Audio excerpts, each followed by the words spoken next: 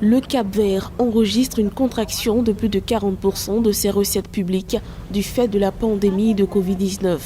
Une récession économique très dure d'après le vice-premier ministre et ministre des Finances, Olavo Correia, qui s'exprimait lundi 23 novembre. C'était en marge de la présentation publique du plan national de réponse, de redressement et de promotion de l'économie capverdienne face aux impacts du Covid-19, élaboré avec le soutien de l'ONU. Pour l'année prochaine, le scénario n'est pas très encourageant. Surtout au cours du premier semestre, nous continuerons de compter sur une forte baisse du niveau des recettes publiques et l'État est obligé d'intervenir pour éviter le chômage en finançant dans la part de rémunération sous le licenciement.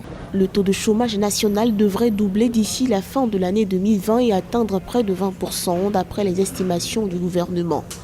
Pour faire remonter progressivement l'économie, l'exécutif a annoncé la création de lignes de financement avec des bonifications d'intérêt pouvant aller jusqu'à 100%. Le Cap-Vert, c'est fait parce que c'est un pays qui essaye de bien gérer ses finances, qui se soumet à des exigences qu'on peut revoir dans des pays européens. Et c'est pour cela qu'il a toujours eu cette qualité d'être un bon élève en Afrique. Ce qui fait que dans le discours, en tout cas des autorités, c'est-à-dire qu'il y a un endettement volontaire, jugulé, et qui est annoncé à l'ensemble des agents économiques. Et ça, je pense que c'est une bonne communication qui est adressée à la population. Je pense encore au premier semestre de cette année 2020, quand l'État a annoncé garantir un maintien de salaire à hauteur de 60% pour les personnes qui se retrouvaient en situation de chômage. Donc tout ça, ce sont des bons indicateurs.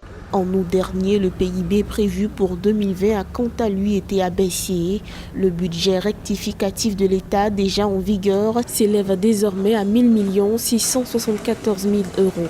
Sur le plan touristique, pilier clé de l'économie capverdienne et représentant près de 25% du PIB du pays, les prévisions sont faibles. Les revenus devraient chuter de 66,1%.